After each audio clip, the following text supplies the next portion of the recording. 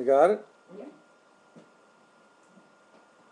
Since both of our kids started going to school, there's something that we always do.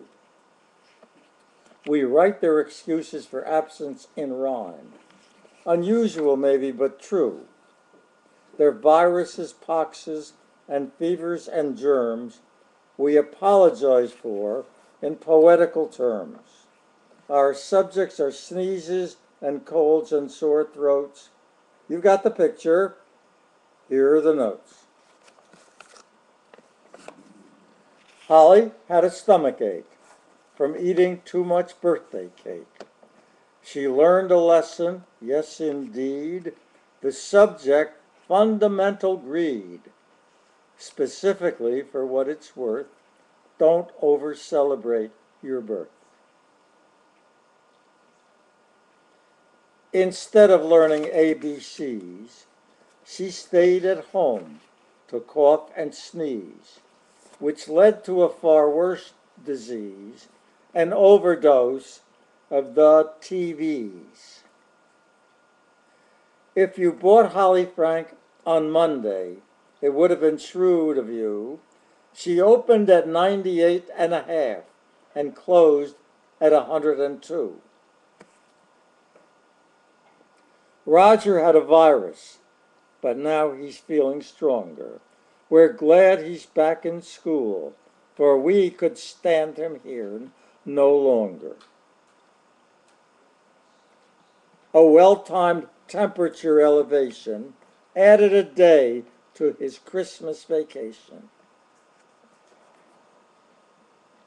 We heard a most peculiar noise that doesn't come from healthy boys.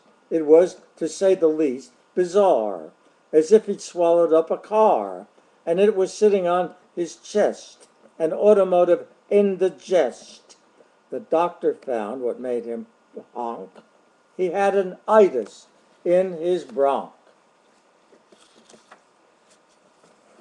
She made a charming hostess, and many thousands came. While all of them enjoyed themselves, she didn't feel the same. She gave a splendid party she'll be happy to forget. The season's social highlight for the Streptococcus set.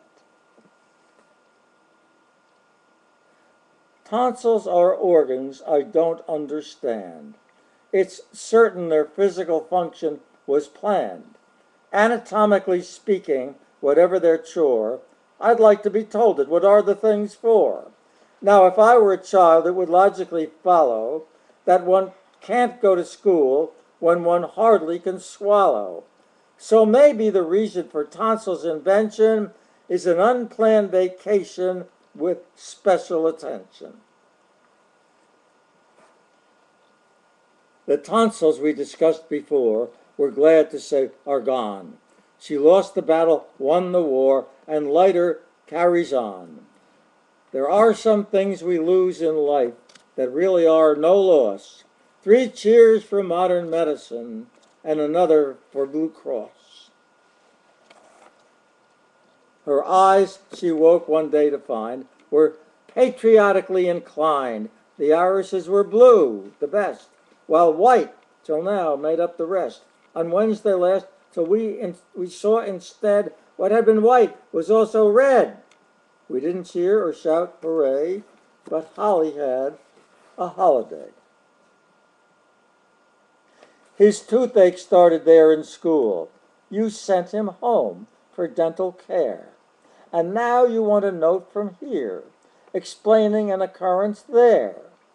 We realize this is very schoolish, but isn't it a little foolish?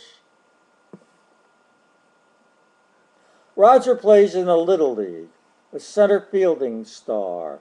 His manager predicts that he, when older, will go far. He never fails to hustle or do less than he is told. In his last game, he caught 6 flies and also caught a cold. When Roger had an aching ear, we heard about it loud and clear. One earache often leads to others. Those are the fathers and the mothers. She's been down with laryngitis, and the child could hardly speak. Around the house, it's been a very lovely, peaceful week. Victim of exotic pox that could not be found in Spock's. If Holly should have proved contagious, to send her would have been outrageous. Till she's back, as you can see. Today she's back, as you can see. Till it was absent, so was she. Holly's throat was sore and red, so Holly spent the day in bed. She played with dolls, she knitted socks, and couldn't use her chatterbox. For 2 days Roger had the croup. Now he can rejoin the group.